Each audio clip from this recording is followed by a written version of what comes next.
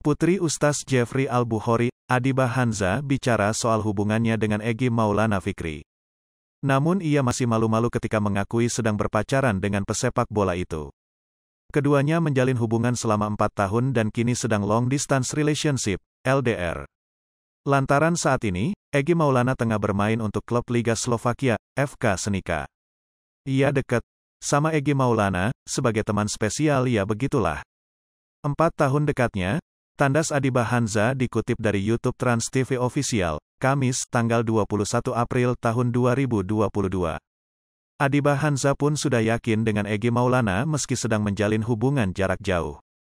Bahkan, pasangan ini dalam 1 tahun hanya bertemu 2 hingga 3 kali saja. Karena keluarga udah deket sih, udah kenal jadi lebih percaya gitu, beber Adiba Hanza. Ia pernah ketemu, nggak nentu sih tergantung liburnya dari sana. Dalam setahun bisa mungkin 2 atau 3 kali, ucapnya. Sang ibunda, Umi Pipik ternyata telah memberikan lampu hijau untuk Adiba Hanza dan Egy Maulana.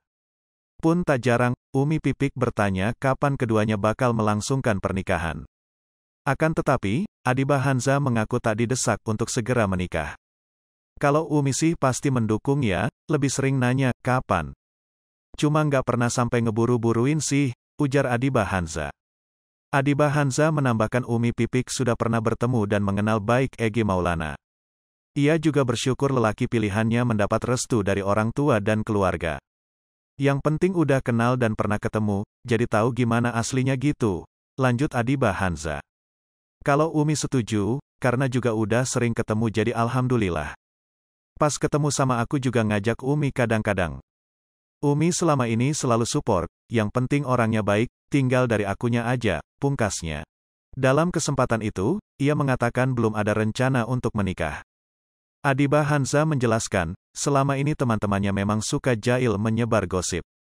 Akibatnya, tak sedikit warganet maupun pihak lain yang mengira bakal segera melepas status lajang.